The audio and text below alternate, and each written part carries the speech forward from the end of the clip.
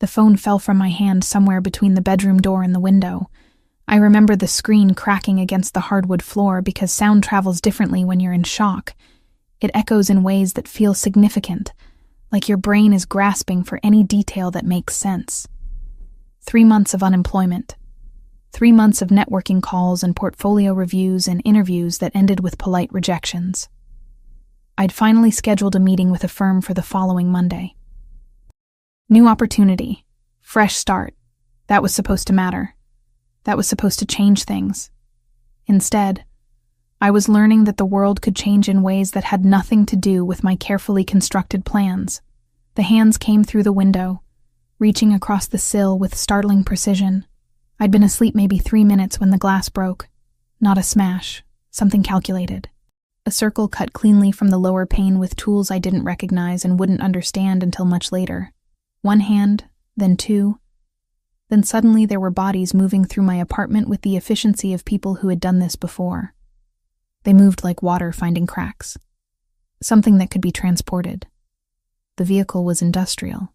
I caught that much before consciousness started fragmenting. Metal walls. The smell of diesel and salt. Something about the temperature suggested we were near water. My mind, still partly aware despite the chemicals, tried to construct meaning from sensory data. Harbor?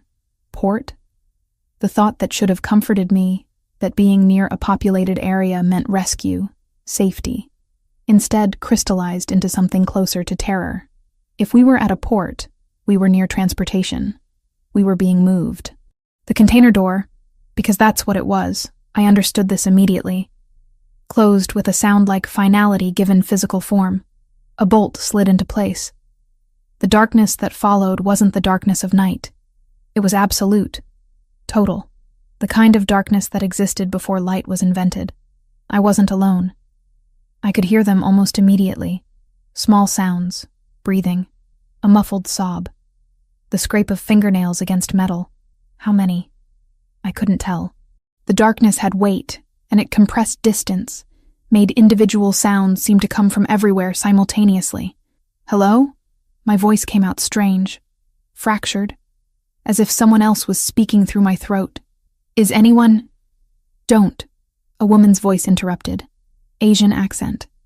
Calm in a way that suggested she'd been in this darkness before and had accepted certain things about it. Just don't. Talking uses energy. You'll need the air. The engine started. A deep vibration that traveled up through the container floor and into my bones. My stomach registered the motion before my brain caught up. We were moving, being transported somewhere. Every rational thought I possessed wanted to construct escape scenarios, to imagine how this might be resolved, to believe that my architecture degree and my family and the person I'd been 7 hours ago mattered enough that someone would come looking. I didn't believe any of it. The other woman who'd spoken, she said her name was Camilla, though I wondered if it was true or a protective fiction, told me we were being trafficked. The word hung in the darkness between us like something toxic that shouldn't be named but had to be. Trafficked. The kind of thing you read about in news articles, in reports about organizations that seem to operate in other countries, other worlds. Not Boston.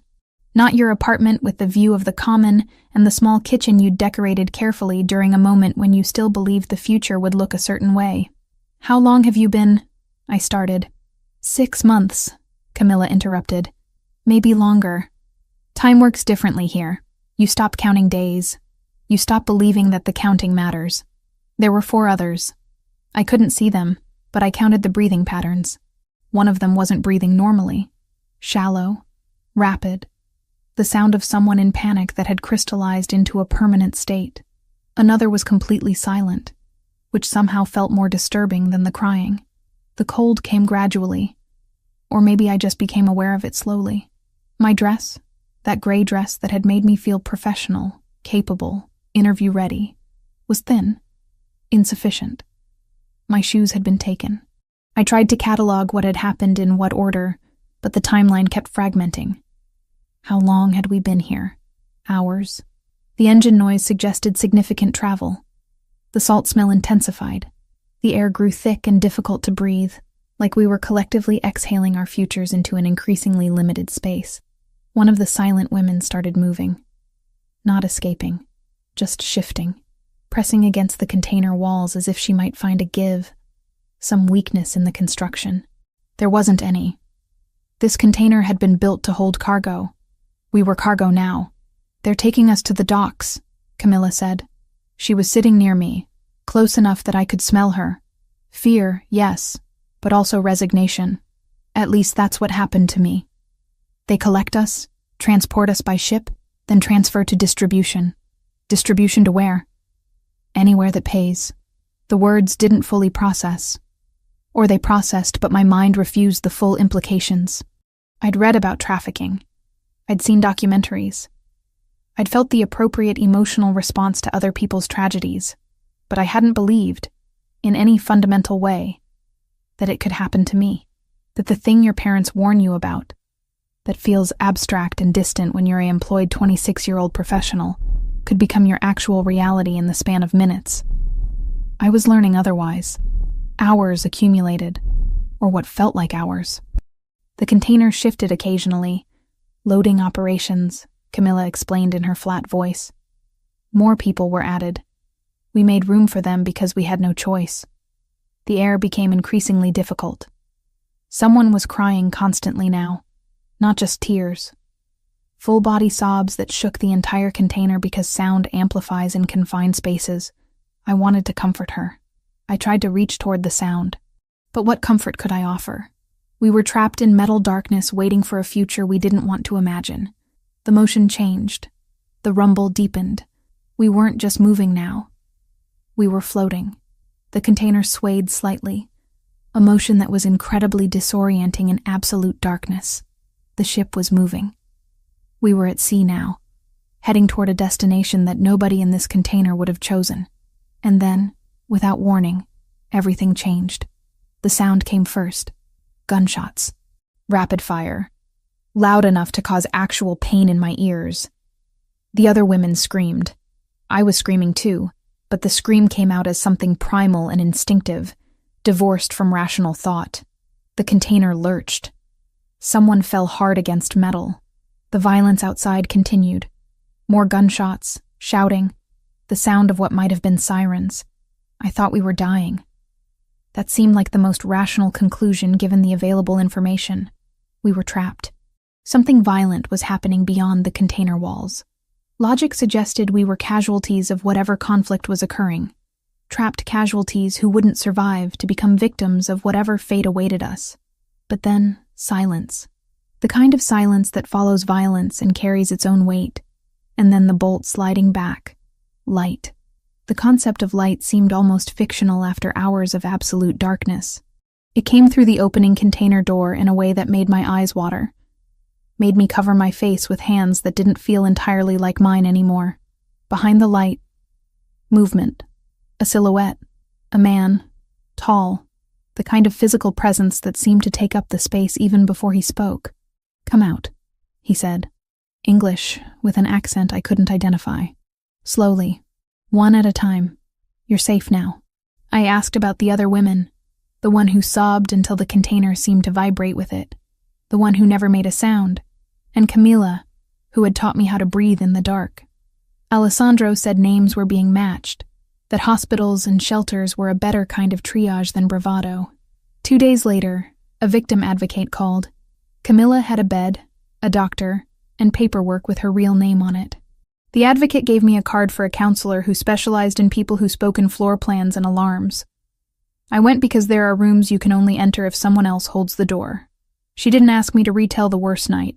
She asked me to list the decisions I had made that were mine. We filled a page. I left with homework that sounded like logistics. Eat with both feet on the floor, lock the phone in a drawer after midnight, name one thing I would not negotiate.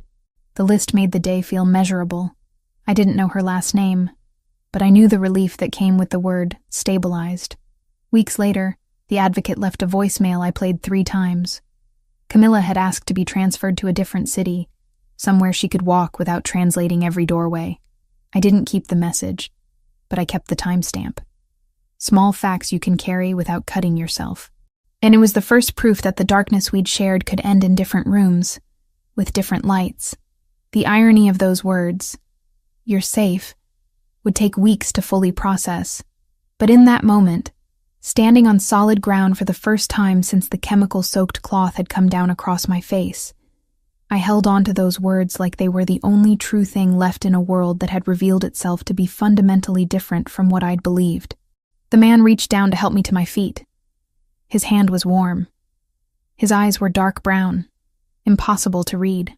Behind him, federal agents were securing the dock, covering bodies with tarps, securing the scene of violence that had apparently been my salvation. "What's your name?" he asked. "Olivia," I said. The word felt foreign, like it belonged to someone else. Someone who'd had a future planned out, an apartment, an interview scheduled for Monday. "I'm Alessandro," he said. Alessandro came by in a jacket that made him look like a decision someone else had already made. He stayed at the threshold the way people do when they know they've taken too much space before. I told him my rules.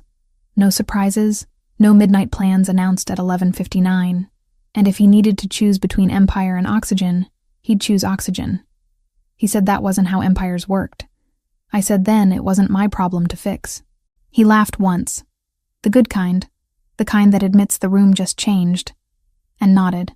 We shook on it like it was business, because it was. "You're coming with me." It wasn't a question. But then again, I wasn't really in a position to ask questions anymore. I followed him toward whatever came next, understanding only that everything I'd been was now behind me, sealed away in that metal container like a past that could never be fully recovered. The car ride took approximately 40 minutes. I know this because the part of my mind that wasn't in complete dissociation kept counting. 40 minutes meant distance. Distance meant they couldn't bring me back immediately. Distance meant something, or nothing. My brain kept grasping for logic in a situation that had revealed itself to be fundamentally illogical. Alessandro sat across from me in the back seat of a black SUV. He didn't speak during the drive. Neither did the two men who flanked him. I watched the city of Boston blur past the tinted windows, trying to construct meaning from what I was seeing. We were heading west, away from the water. "The penthouse," he'd said. His penthouse. "Why did you stop them?" I asked at some point during that 40-minute drive. My voice sounded strange, hollowed out. "Because they were operating in my territory," Alessandro said simply. "Russian cartel. They didn't have permission." Permission. As if this was a matter of bureaucratic oversight, rather than human beings being transported like cargo. I wanted to feel anger at that response. Instead, I felt something closer to numbness. The numbness was better. The numbness meant I didn't have to process the full implications of being saved by someone whose primary concern was territorial violation rather than human trafficking. "What happens now?" I asked. He didn't answer immediately. When he did, his voice carried that same calm that I'd heard at the docks. "Now you rest. Now you recover. Now you understand that you're safe." The penthouse occupied the top floor of a building in Back Bay. Floor-to-ceiling windows. Modern furniture arranged with geometric precision. Art on the walls that probably had artist names and exhibition histories attached to it. It was beautiful in the way expensive spaces are beautiful. Carefully curated, void of genuine comfort, designed to communicate wealth rather than provide sanctuary. "You'll need medical attention," Alessandro said as soon as we arrived. It wasn't a question. He was already on his phone, already arranging things. A doctor arrived within the hour. I texted my mother a photo of the skyline because words felt like a courtroom I wasn't ready to enter. She called in seconds. I didn't tell her about the container. I told her I was safe, that I'd explain the rest when I had language that didn't taste like metal. She believed me the way only mothers do. On credit, with interest. A woman in her 60s who didn't ask questions, just examined me with professional efficiency. Checked for signs of injury, drew blood, asked me to follow her finger with my eyes, listened to my heart. The chemical I'd been exposed to had metabolized already. No permanent damage. Lucky. Lucky. That word seemed obscene in context. The doctor left medications and instructions. Hydration. Rest. Trauma responses were normal. The medications would help with sleep if I found myself unable to achieve it naturally. I didn't tell her that sleep seemed impossible. That closing my eyes meant returning to the container, meant experiencing the darkness over and over. Alessandro showed me to a bedroom. Guest room, he called it, though the size of it suggested it could accommodate an entire apartment. Fresh clothes were already laid out on the bed. Not my clothes. Clothes that fit me perfectly despite the fact that no one had taken my measurements. Soft fabrics, earth tones, a cream-colored sweater, warm brown pants. The kind of clothes meant to soothe, meant to communicate that I was in a space where comfort mattered. "There's a bathroom through there," Alessandro pointed. "Shower if you want. Everything you need has been provided." I showered for 45 minutes. The water pressure was incredible. The hot water endless. I stood under the spray and tried to wash away the smell of the container, the residue of chemical exposure, the feeling that something fundamental in me had been damaged irreparably. The water ran clear. My skin emerged clean, but the feeling persisted. The penthouse had guards. I understood this gradually over the first few hours. Men positioned at the entrance. Men in the hallway outside my bedroom.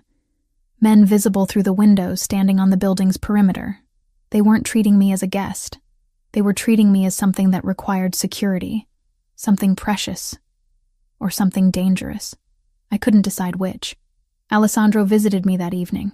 He brought food, soup, bread, simple things. He set the tray on the desk and observed me with those dark brown eyes that were impossible to read. "Eat," he said. "Your body needs fuel." "Why am I here?" I asked. The question I'd been avoiding since we left the docks. "Because you need protection," he said. "From what? From who?" "From the people who put you in that container. From people who might try to do it again. From the uncertainty of your position." He paused. "From yourself, perhaps. The impulse to make decisions from a place of trauma rather than clarity." "I don't know you," I said. It seemed important to state this fact. Important to establish that the gratitude I felt for not being trapped in darkness anymore didn't erase the fundamental reality of our relationship. He was a stranger who happened to have been at a dock at a specific moment. "No," Alessandro agreed. "You don't. But I knew that you needed immediate protection, and that the systems designed to provide that protection would move slowly and create paperwork trails that other people could follow. So instead, you're here. You're safe. You're secure. You have time to recover before you decide what comes next." "Am I your prisoner?" I asked directly. The question seemed to amuse him slightly. "Do you feel like a prisoner?" "I don't know what I feel like." "Then let's establish this. You are not a prisoner. You're free to leave whenever you choose. The guards you've noticed are to prevent people from coming in, not to prevent you from going out. The medications the doctor left are optional. The food is optional. Everything is optional except one thing." "What's that?" "The understanding that leaving would be dangerous. That remaining under my protection, despite its complications, is safer than attempting to navigate the outside world at this particular moment." He left after that. The door to my room closed with a soft click. I sat on the edge of the bed and tried to decide if what he'd said constituted a threat or a statement of fact. The distinction seemed important and increasingly impossible to determine. That first night, I didn't sleep. I mapped exits in the ceiling's shadows the way I used to map galleries, egress, sightlines, choke points, because the body remembers what safety costs. I tried. The medications the doctor had left made sleep possible in theory, but my brain kept cycling through scenarios. The container, the darkness, the gunshots, Alessandro's face when he'd opened the container door, the expression in his eyes that contained something I couldn't quite name, protection and possession existing in the same moment, salvation that came with obligations I didn't fully understand. By morning, exhaustion had created a strange clarity. I understood that I was trapped, but not in the way I'd been trapped in the container. This trap was more sophisticated, softer, easier to convince myself might not be a trap at all. The penthouse was comfortable. The food was good. The guards were polite. The showers had excellent water pressure. But I was still trapped. And the man who'd constructed this particular trap was still a stranger. A stranger who'd apparently decided I was worth saving, or worth possessing. or worth something that I didn't yet have the language to describe. The federal agents arrived on the third day. 2 of them. A woman in her 40s with a sharp expression, and a younger man with a notebook. They sat in Alessandro's living room, not my bedroom, which suggested this was official in some way, and asked me to recount everything. I told them about the men coming through my window, about the chemical, about the container and the darkness, and Camilla and the other women, about the gunshots that had fractured the night and the moment the door opened to reveal Alessandro, standing silhouetted against dock lighting. What I didn't tell them was that I was beginning to understand the architecture of what had happened. The way Alessandro kept inserting himself into the conversation. Not threatening, just present, just making clear through his proximity that whatever protection the federal system could offer, he could offer more, different, faster. "We're going to need you to testify," the female agent said. Her name was Morrison. She had kind eyes that didn't match the sharpness of her mouth. "We're building a case against the Russian operation, the trafficking network. Your testimony would be valuable." "Of course," I said. "There's protective custody available," Morrison continued. "Safe houses. The system can ensure your security while we move forward with prosecution." Alessandro shifted slightly. Just a movement. Just enough that I noticed and, more importantly, Morrison noticed that I noticed. "She'll remain here," Alessandro said quietly. "Under my protection." "That's not standard procedure," Morrison replied. She wasn't looking at him.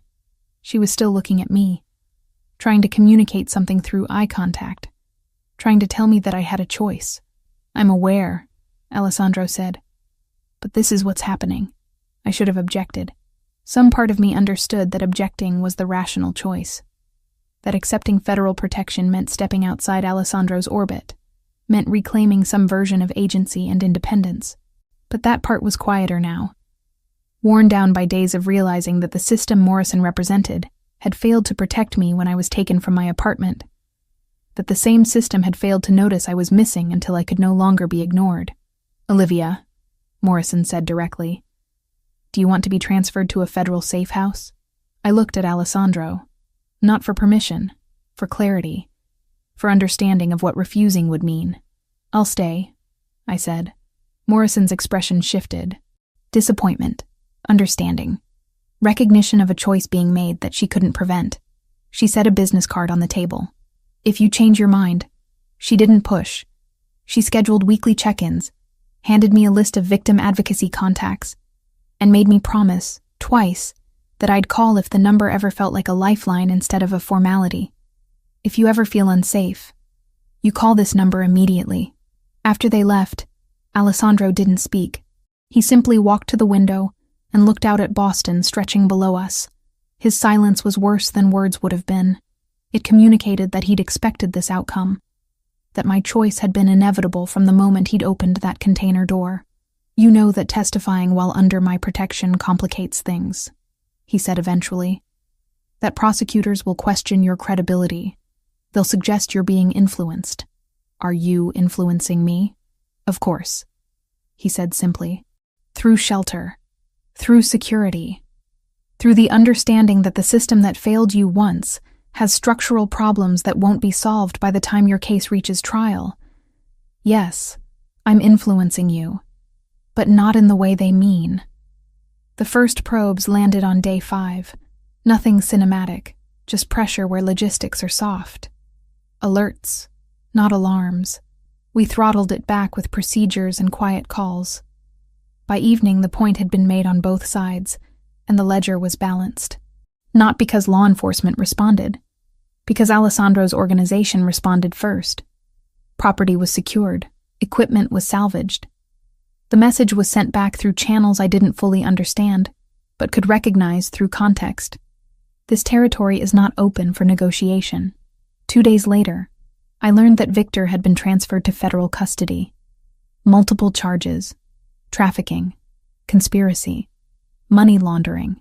The Russian cartel's operation in Boston was effectively dismantled, not because of federal work alone, because Alessandro had decided it represented too much of an incursion into his territory, and had responded with organized force that left no ambiguity about who controlled what.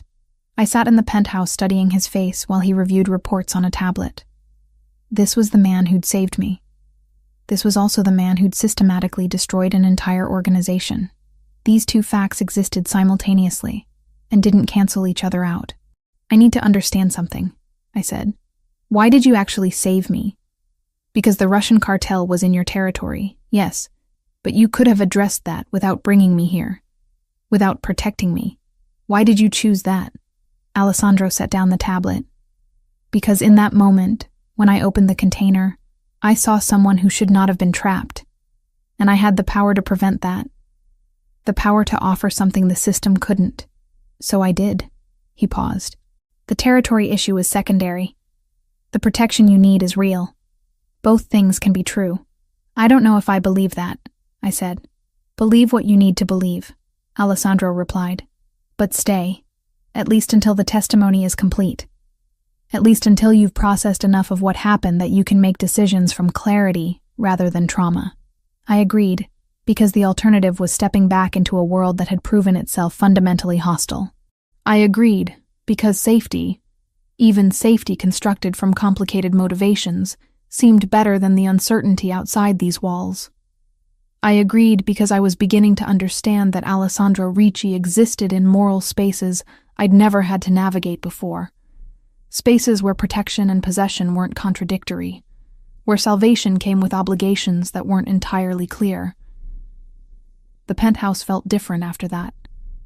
Less like a prison. More like a strategic position. I was no longer just surviving. I was beginning to exist in the complications of Alessandro's world. And I was beginning to understand that stepping back into my previous life, if that were even possible, might require leaving behind the only person who demonstrated the power to keep me safe. The grand jury testimony took place on day 7. Federal prosecutors had been coordinating with Alessandro's lawyers for days, which seemed like an odd alliance, but made sense when you understood the mechanics of what was happening. The prosecution wanted convictions. Alessandro wanted the narrative controlled. Both objectives could be served by presenting documentation in a specific order, by curating what evidence was most visible, by allowing certain details to emerge while others remained strategically obscured. I sat in a conference room with Morrison and 2 assistant prosecutors while they prepared me. They were thorough, professional. They asked me to recall details from the container, details from the interrogations at the dock, details about the other women. They recorded my testimony. They reviewed it. They made suggestions about how to present information with maximum clarity and minimum ambiguity. What they didn't ask about was Alessandro. What he'd done. How he'd known to intervene at the precise moment. How an operation that the federal government apparently wasn't conducting had somehow resulted in the Russian cartel's primary asset being secured. The grand jury itself was anticlimactic. 12 citizens listening to my recounting of trauma. Listening to prosecutors present documentation that Viktor Sokolov had orchestrated a human trafficking operation spanning 3 continents. Listening to evidence of money laundering. Evidence of conspiracy. Evidence of coordination with other criminal organizations. By the end of the day, an indictment had been issued. Viktor Sokolov was in federal custody, facing charges that carried mandatory minimum sentences. The Russian cartel's operation in Boston was being dismantled in public filings, while the streets adjusted in private. The documentation was made public. The prosecution held a press conference, and I became visible. Not by choice, by design. Alessandro had made strategic decisions about where I should appear, what events I should attend. He'd arranged for me to be photographed at a charity function 3 days after my testimony. Me in a burgundy dress, not navy, not the color I'd expected to become defined by, standing beside him at a function benefiting trafficking survivors. The photograph made the evening news. The caption described me as a survivor, as someone who'd escaped the Russian trafficking network, as someone now under the protection of prominent Boston businessman Alessandro Ricci. "Why am I being used?" I asked him directly after seeing the photograph on the news. We were in the penthouse. He was reviewing documents at the dining table. He set them aside with the precision that characterized all his movements. "You're not being used," he said. "You're being protected. There's a difference. That photograph is being used. I'm in it." "Yes," he agreed. "That's intentional. The more visible you are, the less viable you are as a target. Harming you now would create a public incident, would draw attention that no remaining Russian assets want. Visibility is protection, or visibility is branding," I said. "You're positioning yourself as someone who rescues victims, someone who protects.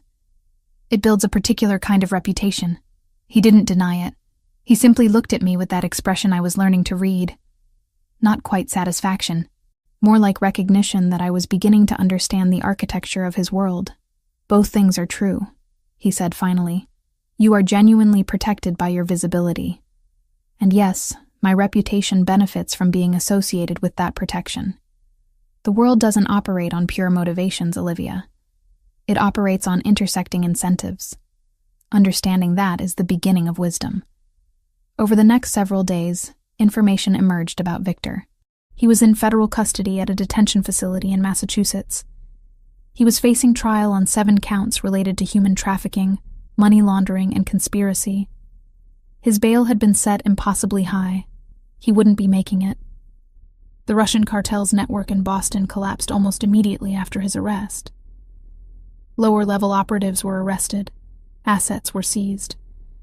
The operation that had taken me from my apartment was officially over.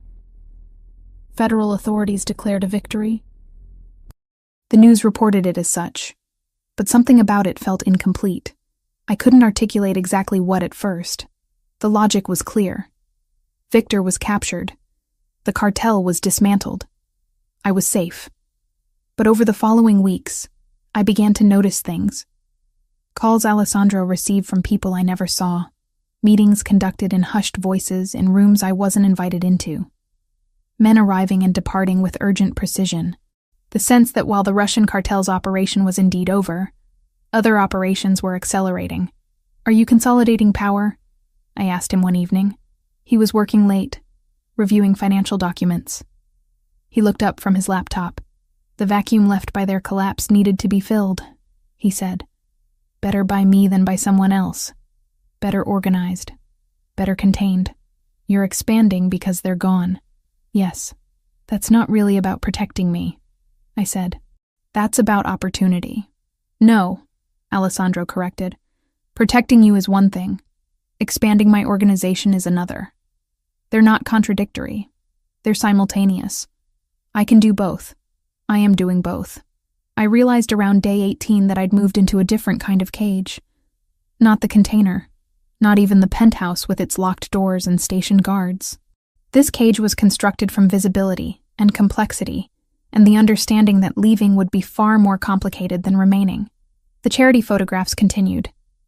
Events at which I was positioned next to Alessandro. Careful compositions that suggested rescue narrative. Suggested that this was a man who saved people. A man with power who used it benevolently. A man who was owed loyalty and gratitude and silence. I was becoming his proof of character. His investment in the narrative of being more than what he actually was. And the worst part was that the narrative wasn't entirely false. He had saved me. He had protected me. He had used intelligence and force to dismantle an organization that was destroying lives. He'd also used me to build his reputation. Used my trauma to create public positioning. Used my visibility to communicate messages about his power and his protection to everyone operating within his sphere of influence. When I tried to articulate this to him, he didn't defend himself. He simply looked at me with that expression of recognition. "You're beginning to understand how the world actually functions," he said. "Most people never do. Most people prefer their stories simple. Good and bad. Rescue and victimhood. Black and white. You're learning that everything is gray. That survival requires accepting complexity. That protection costs something. Usually agency.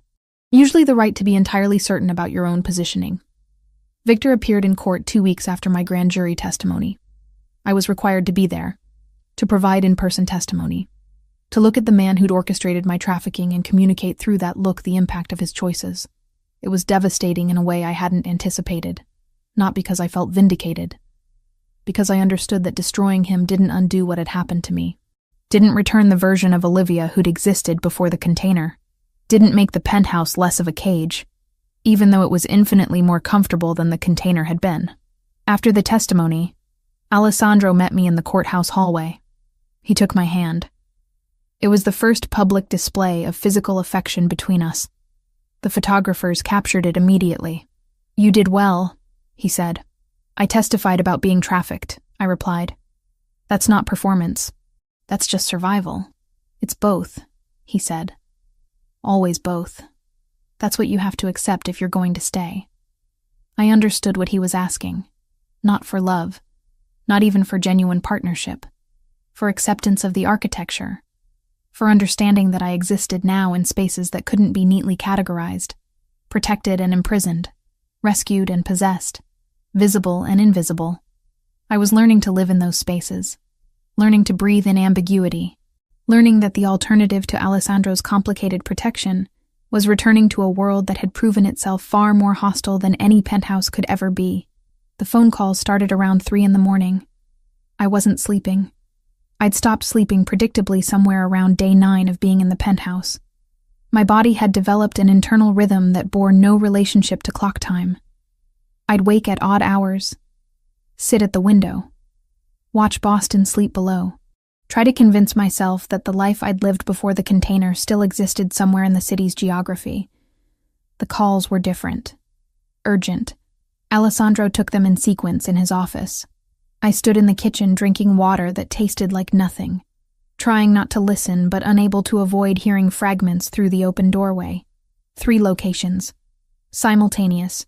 Economic pressure. Property damage. The Russian cartel wasn't finished. They were pressing back.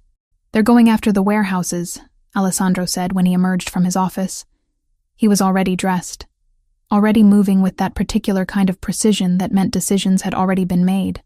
And the restaurant in Seaport, and the construction management company in Cambridge. "Why?" I asked, though I understood. Retaliation. Response to Victor's capture. Demonstration that his imprisonment didn't mean his network had ceased to function. "Because they can," Alessandro said simply. "Because they need to communicate that Victor's capture didn't eliminate them entirely. Because I eliminated their primary operation.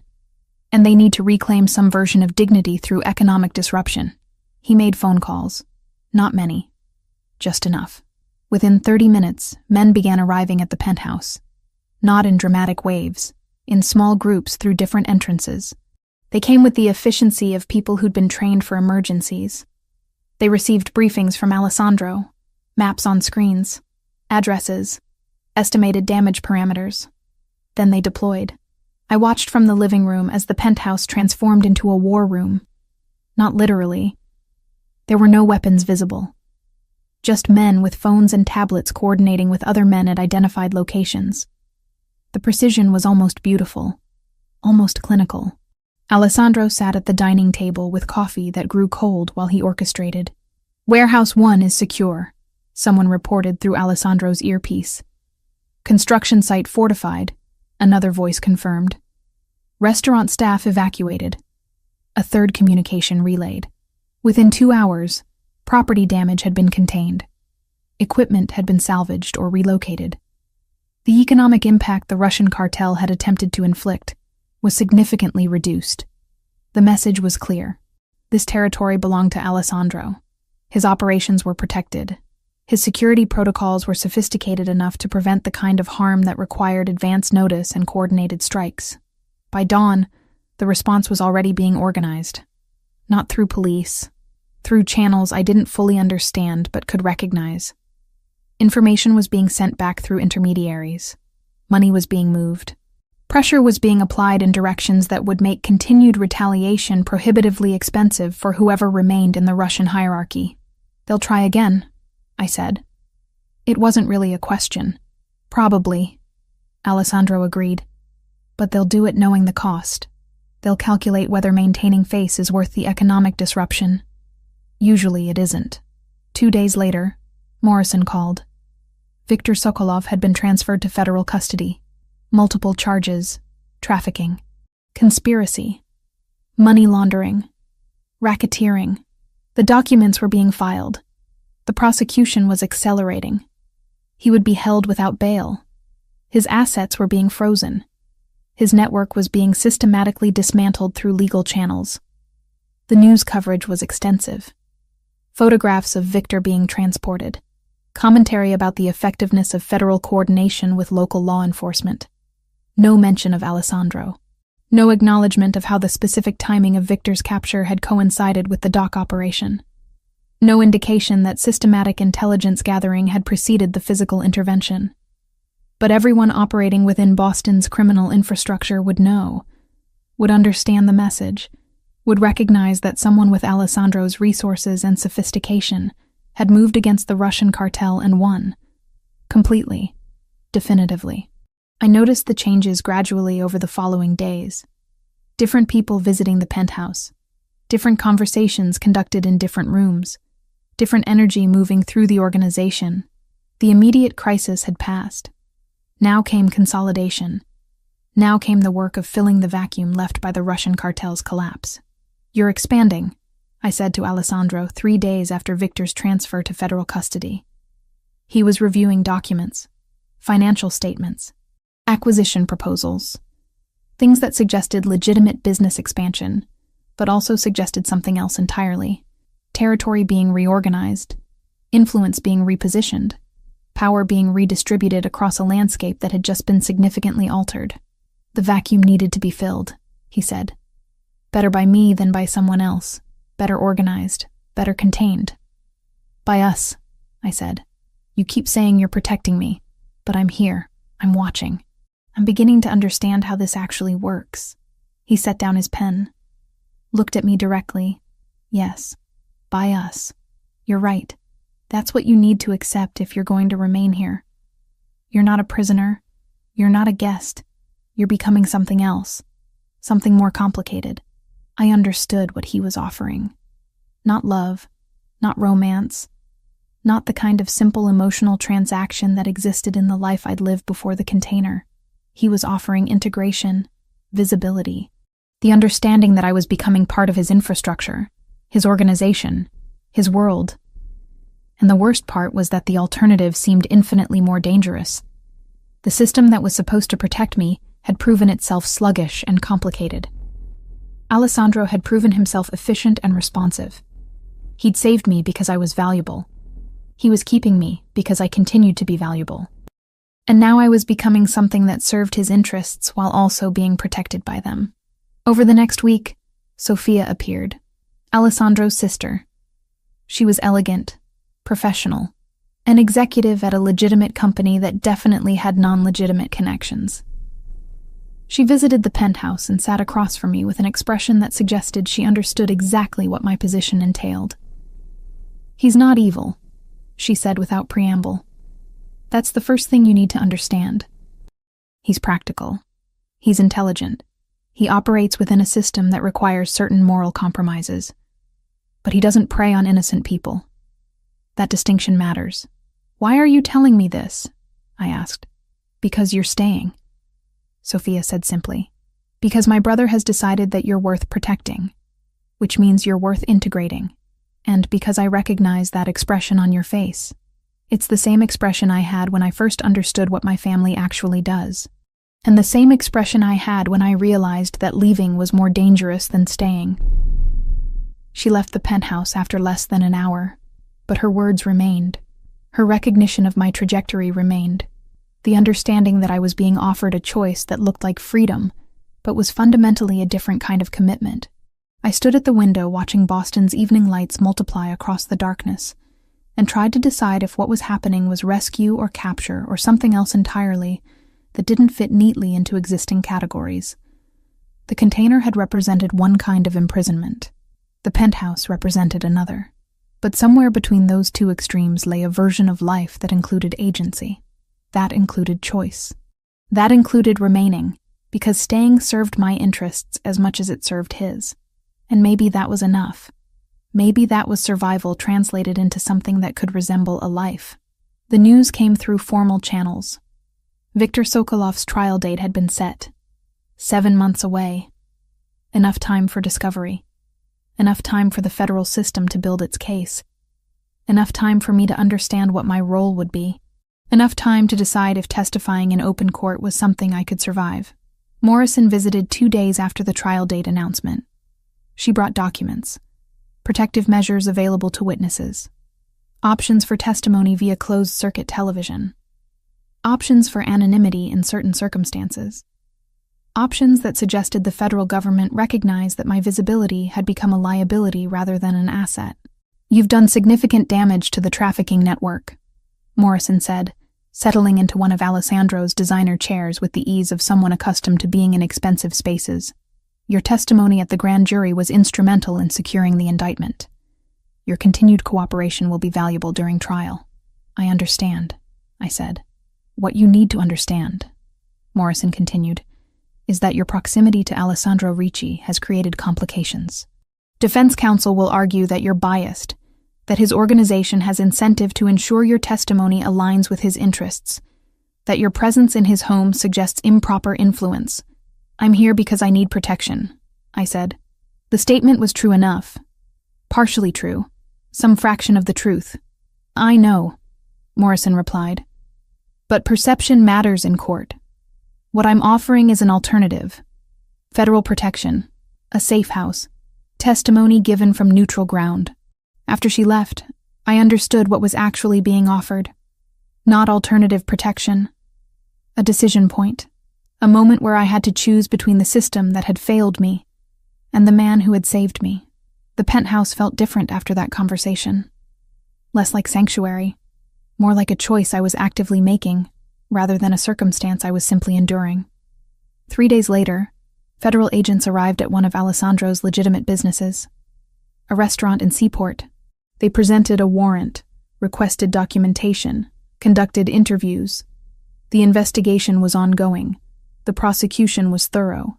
They were examining every connection between Alessandro and the port operations, every transaction that might suggest coordination, every communication that might indicate prior knowledge. They found nothing that implicated him directly, because there was nothing. Because Alessandro had been careful enough to ensure that his organization's response to the Russian cartel operated through channels that didn't touch his legitimate businesses. Because he understood that proximity to criminal activity required structural separation. But they were looking. They were asking questions. They were trying to construct a narrative that positioned him as something other than what he appeared to be in the media coverage. A businessman who'd saved trafficking victims. "They won't find anything," Alessandro said to me that evening. We were standing at the window watching Boston's skyline transition from day to evening, because I've spent decades understanding how investigations work, how evidence gets preserved, how testimony connects to documentation. I know the architecture better than they do. "Until they do find something," I said, "then we'll address it." He replied simply. The following week brought unexpected news. Victor had attempted suicide in his federal detention cell. Unsuccessful. He was now in medical observation. The news coverage was dramatic. Coverage of a man facing decades of incarceration choosing to end his situation rather than face trial. Coverage that suggested desperation. Suggested that the case was overwhelming. Suggested that conviction was inevitable. But it also meant my testimony would matter less. A jury seeing a suicidal defendant might assume guilt without needing extensive testimony. The case could resolve through plea negotiation. Victor might accept a deal rather than face trial. My visibility as a witness might become unnecessary.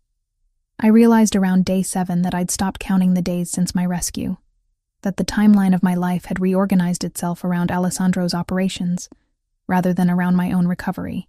That my understanding of safety had fundamentally shifted from being about absence of danger to being about presence of power. "You need to decide," Alessandro said to me late one evening. He was reviewing financial documents. I was reading something that didn't require my full attention. "Are you staying because you feel you have no alternative? Or are you staying because you've decided this is where you want to be?"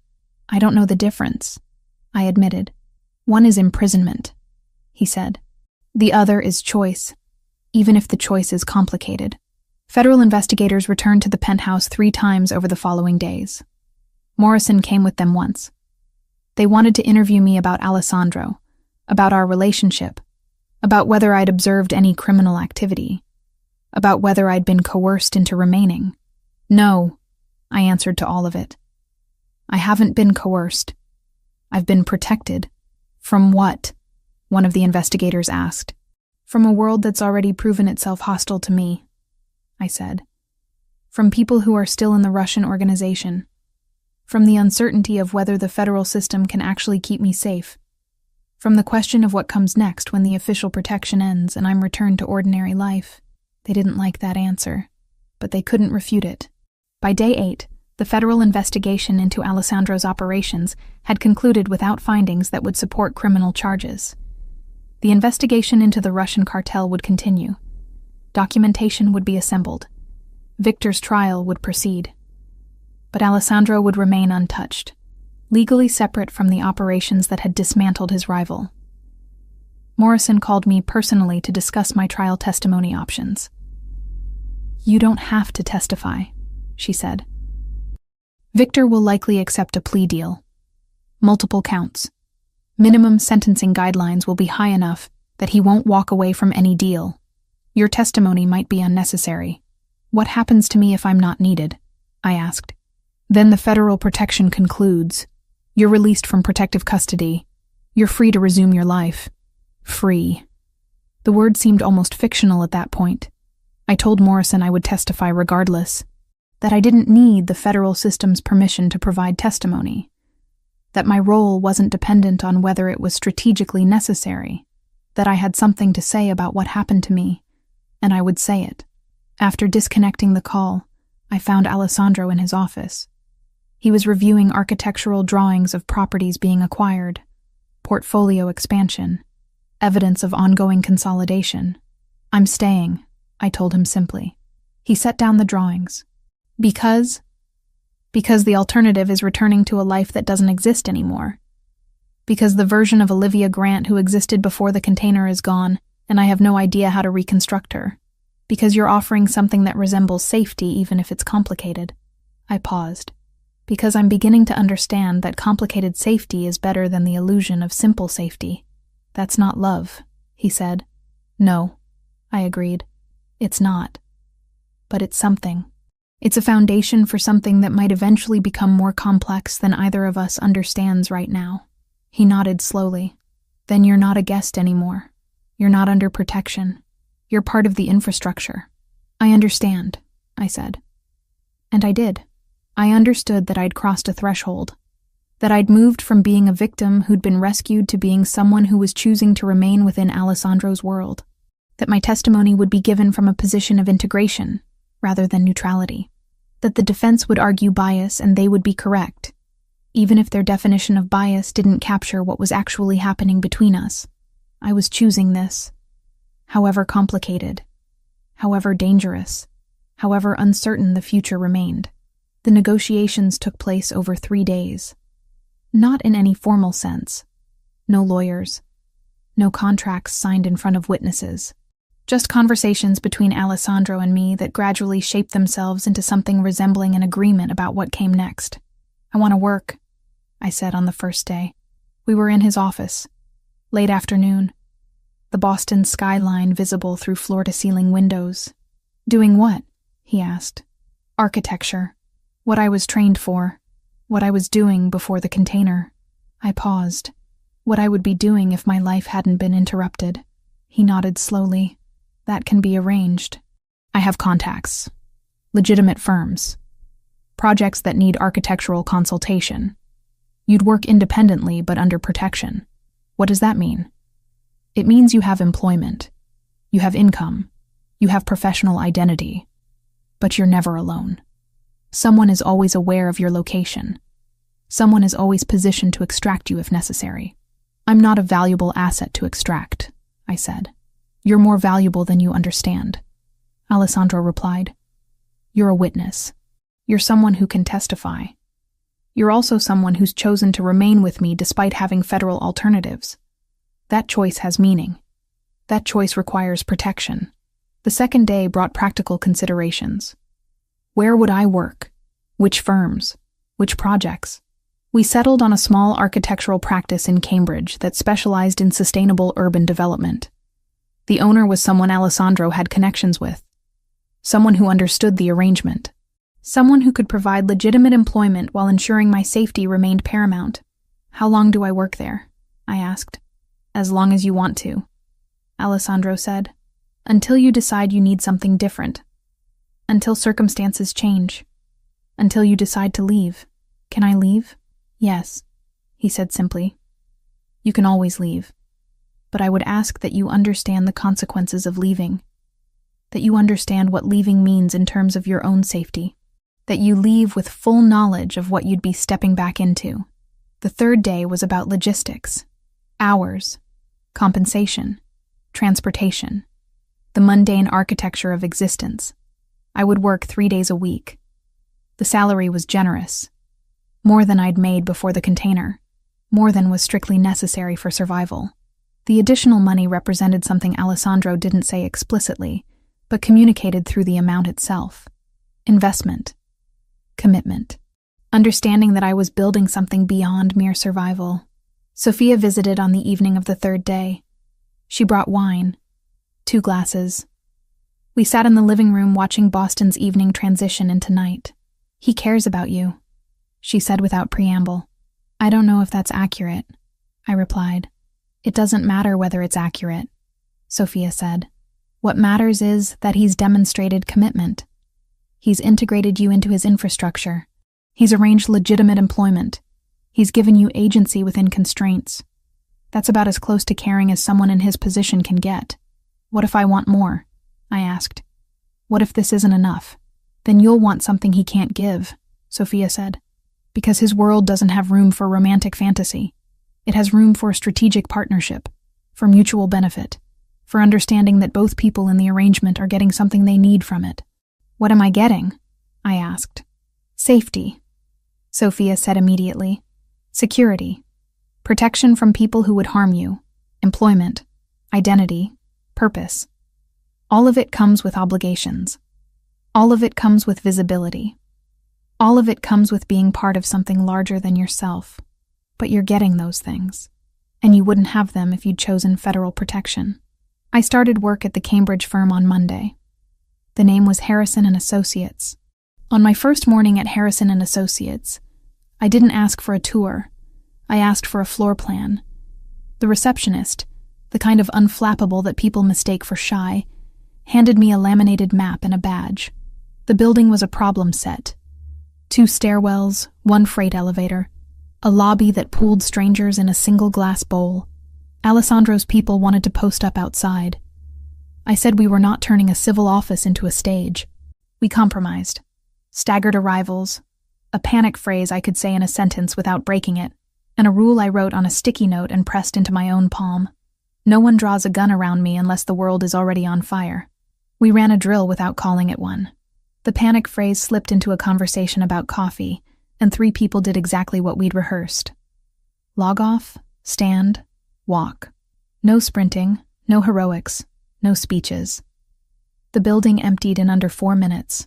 Someone complained about losing a paragraph to the autosave. I said a paragraph is cheaper than a life. No one argued. I was not hired to save anyone. I was hired to make a museum that taught a city to read itself. The archive looked like a shipyard for paper. Gray metal stacks, boxes with codes that meant something to the person who'd written them, and almost no one else. 2 days later, we pushed the tables together and called it a charrette because names make people braver. A teacher from Dorchester wanted her students to see the city like a palimpsest. A bus driver from East Boston wanted a wall of roots that showed where the city pinched people without asking. An elderly couple brought a folder of permits from a bakery that had moved 3 times and survived each one. We taped everything to the wall until the room looked like the inside of a complicated head. It didn't make the city simpler. It made it legible. I started with labels, then with routes. If you want a public to move, you give it a spine. If you want a team to move, you give it an exit. By lunch, we had both. I opened my mouth to scream, and something came down hard across my jaw. Not a fist. Something textured. A cloth soaked in chemicals that burned my throat and made my vision tunnel inward toward a shrinking point of light. The gray dress I'd worn to 3 interviews that day became irrelevant. My hair, which I'd spent 40 minutes styling that morning, became just something to grab. On the way back from the museum, we ran a decoy route that Alessandro's driver called boring. Boring is a choice, I told him. We changed lanes when no one would and didn't when everyone did. A sedan that had looked like a coincidence turned into a trend and then into a mistake. At the bridge, we let it pass. At the next light, it didn't signal. The next day, we took the bus because patterns metabolize around cars. It was the sort of route where strangers become a temporary choir. The same stops, the same sighs, the same choreography of hands for the chord. No one followed. Boredom is an accomplishment you have to earn. People show you who they are when the pattern asks them to be patient. My apartment, the one I'd fought so hard to afford even during unemployment, the one that was supposed to be my sanctuary while the rest of my life reorganized itself, became a place where I ceased to be Olivia Grant, 26-year-old architect, and became something else entirely.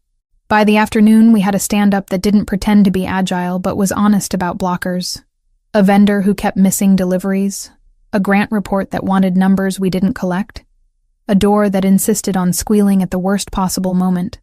I drew a line on the whiteboard and asked everyone to put their problem on one side and the smallest next action on the other. We didn't solve anything dramatic. We made a list that fit on a single page. The next hit never made a noise. It arrived as a spreadsheet that didn't balance and a purchase order that aged backwards. A supplier froze our account because a fax said so. The fax number belonged to a company that dissolved last winter. We didn't call the police. We called the bank, the bank's lawyer, and the lawyer's calendar. By midnight, the freeze was a note. By morning, the note was an apology. And by lunch, the apology was a clause in a new contract. Less cinematic, more permanent.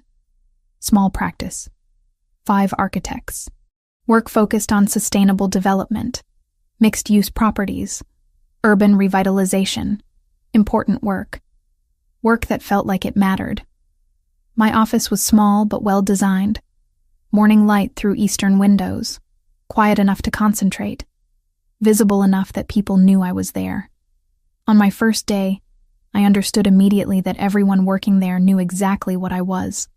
Not explicitly, but through the careful way they treated me, the gentle professionalism, the understanding that my presence in their firm represented something beyond normal employment. At lunch, the principal architect, a woman named Helena in her 50s, sat across from me in the break room. "Alessandro explained your situation," she said without preamble. "I want to be clear about something. You're safe here. Your work is legitimate. Your role is genuine. But you're also being protected. My responsibility is to ensure that protection doesn't interfere with the work you're doing." "What happens if it does?" I asked. "Then we adjust," Helena said simply. "We move your schedule. We adjust project assignments. We do whatever is necessary to maintain both the legitimacy of your employment and your safety." Over the following weeks, I began to understand how Alessandro's world actually functioned, how legitimate and illegitimate operations could exist in parallel, how someone could be genuinely interested in sustainable urban development while simultaneously running operations that operated outside legal constraints, how protection could coexist with purpose. I was working on a project involving a mixed-use development in Jamaica Plain when federal investigators returned to ask about my trial testimony timeline. Victor was considering a plea deal. Within days, the rumor hardened and then fractured.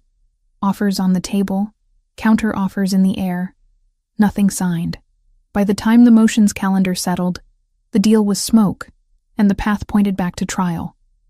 The motions calendar became a weather report, routine, occasionally violent, always slightly wrong. Subpoenas arrived with the thud of thin bricks.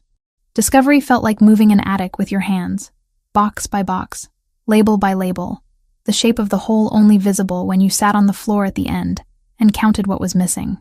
Multiple counts, mandatory minimum sentencing. My testimony was no longer strictly necessary, but I could still provide it if I chose. "I'll testify," I told Morrison when she called. "You understand the defense will argue bias?" she asked. "Yes," I said. "You understand they'll suggest you've been influenced by your proximity to Ricci?" "Yes," I said again. "But I'm testifying about what happened to me. That's not influenced. That's just truth. After disconnecting, I understood what I'd actually chosen. Not Alessandro. Not protection, but integration into something larger. Something that included legitimate work. Something that included agency within constraints.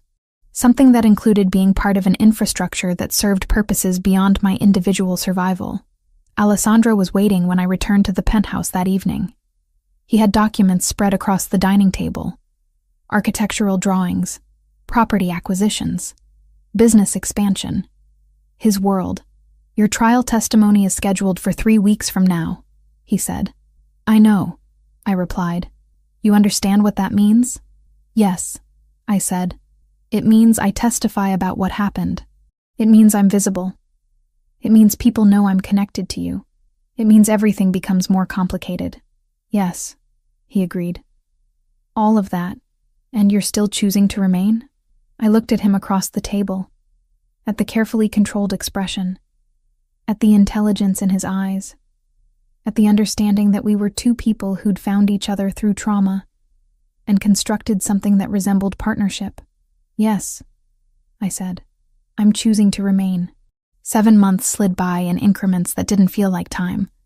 Status conferences, discovery skirmishes, a calendar that kept ratcheting toward a fixed point. When the date finally landed and held, before the courthouse, there were rooms that didn't echo. The prosecutor, careful, dry, allergic to adjectives, walked me through questions that would land, and questions that were just invitations to bleed. Morrison sat in the corner, hands folded, asking nothing until it mattered. If you don't remember, you say you don't remember, the prosecutor said.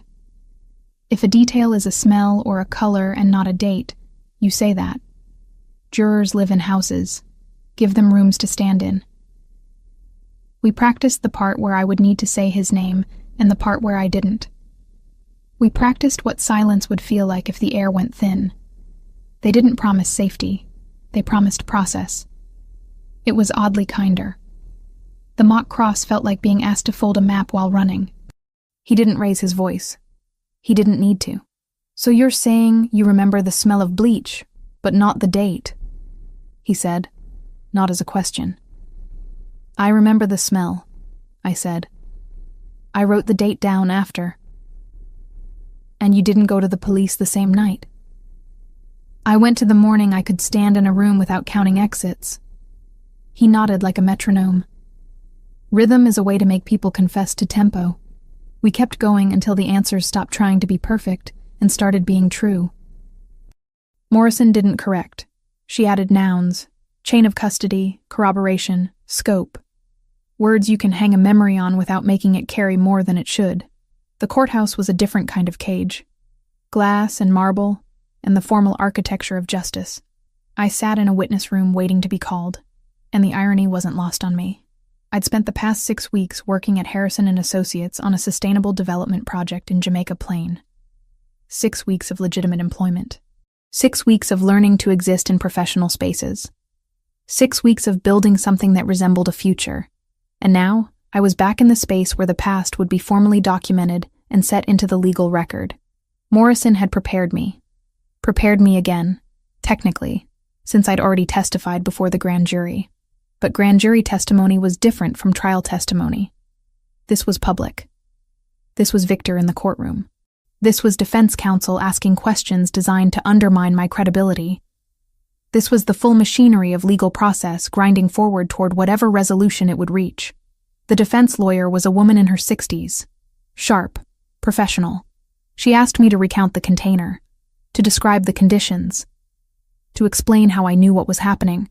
And then the questions shifted toward Alessandro. You say you were taken from your apartment by men you didn't know, she said. Yes, I confirmed.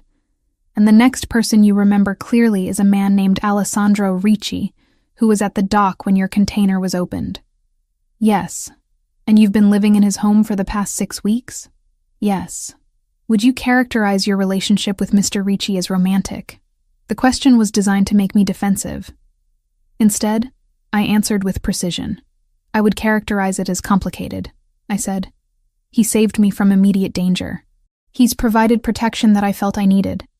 Our relationship exists in spaces that don't fit neatly into existing categories. The defense counsel didn't like that answer. She tried again with different phrasing, different angles, but my testimony remained consistent. I'd been trafficked. Victor's organization had orchestrated it. The Russian cartel had operated through specific channels. I'd seen specific evidence. By the time my testimony concluded, I understood that the defense wasn't actually trying to prove Victor innocent. There was no deal left to take. Whatever had been floated had collapsed under its own math.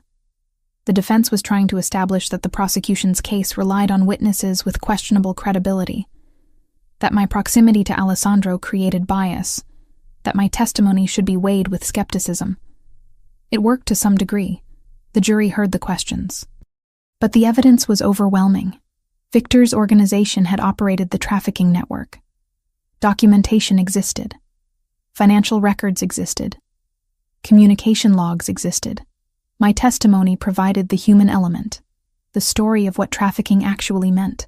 The verdict came on a Thursday afternoon. Guilty on 7 counts.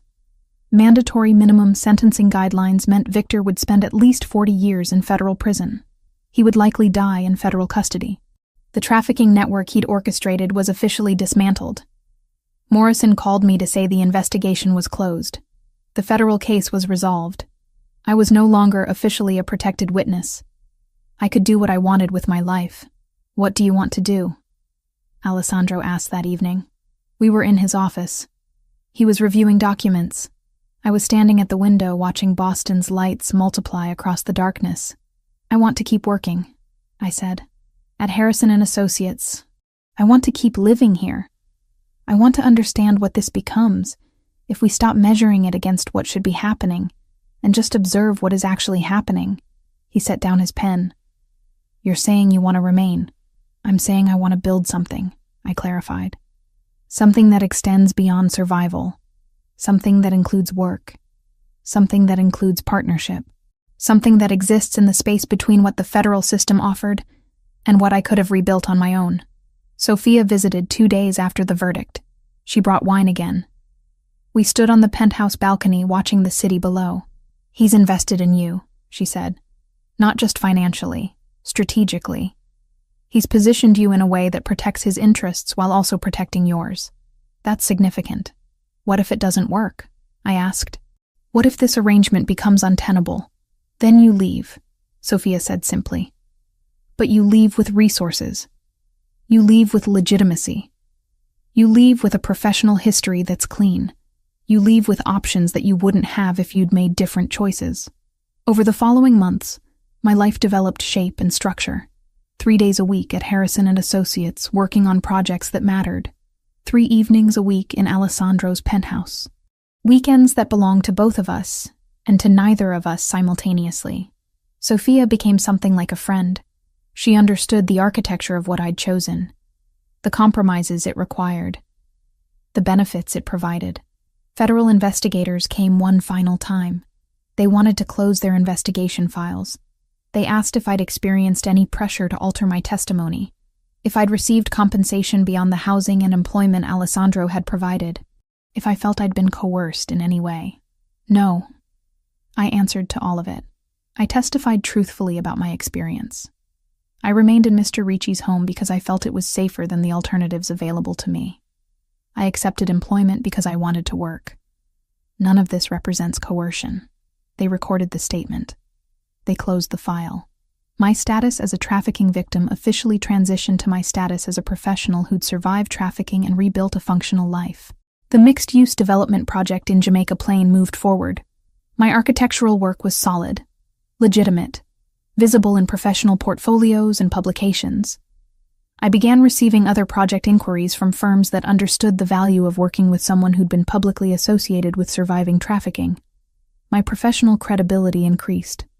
By month 9, Alessandro introduced me to a commercial property opportunity, a warehouse renovation project in Seaport. Legal project. Clean documentation. But positioned in a location that happened to be strategically important to his operations. He was offering me the opportunity to develop legitimate expertise in an area that served both my professional growth and his organizational interests. "This is the beginning of actual partnership," he said when he presented the opportunity. Not protection, not arrangement, partnership. I understood what he was offering. Not love in the romantic sense, but integration. Genuine partnership where both people's interests aligned. Where my professional growth served his strategic goals and his protection enabled my professional growth. I accepted the project. 13 months after being pulled from the container, I existed in a space I couldn't have imagined. I was employed legitimately and effectively. I was developing professional reputation in sustainable urban development. I was integrated into Alessandro's infrastructure in ways that served both of us. I was protected by visibility rather than invisibility. I was building something that extended beyond mere survival. Was it perfect? No. Did it contain moral complications? Absolutely. Did it exist in legal gray areas? Frequently. But it was mine. It was a life I was actively building rather than a life that had been imposed upon me. And that distinction, I was learning, mattered more than any romantic fantasy about rescue or redemption could ever matter. The penthouse remained my residence. The work remained my purpose. Alessandro remained a presence that was becoming less about protection and more about partnership. Sophia remained the person who understood the architecture of what I'd chosen. And somewhere beneath the city streets, the world continued moving through moral complexities and strategic partnerships, and the messy reality of people making choices that didn't fit neatly into existing categories. I was surviving. I was thriving. I was building. And that would have to be transformation.